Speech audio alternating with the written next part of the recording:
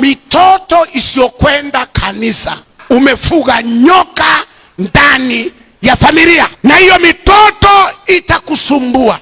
Ndio maana siku hizi wazazi wanatembea na funguo, akiingia chumbani akichukua cha kuchukua, akirudi kwa sababu yuko na nyoka. Au wakati wote anaweza kaingia akasachi, anaweza kaingia akachukua vitu.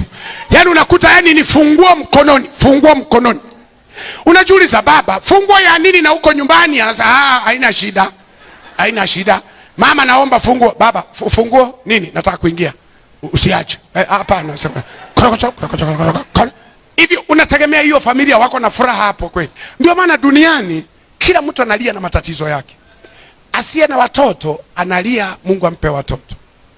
Aliye na watoto anamuuliza Mungu, kama ulijua watoto ndio hawa, kwa nini usingefunga tumbo langu kuliko kunipa mateso haya? Hii ndio dunia. Unajua wengine bado hamjapata watoto wasumbufu. Wengine bado mko na watoto tudogo, tuko darasa la ngapi? Unasema, watoto baraka, watoto. Subiri hiyo mitoto baraka ikue. Imalize shule ya msingi, imalize sekondari, halafu iferi, iwepo nyumbani. Ndio utakapobadilisha neno baraka litakuja baraa. Ndio maana nikiona vijana namna hii nasikia furaha moyoni. Nasikia vijana, shikeni Yesu. Shikeni Yesu ili wazazi wenu wasije wakafa. Wasije wakafa kwa pressure. Shikeni Yesu vijana, msimwache. Msiache kanisa. Yani kanisa ndio protect, yani ndio ulinzi wenu.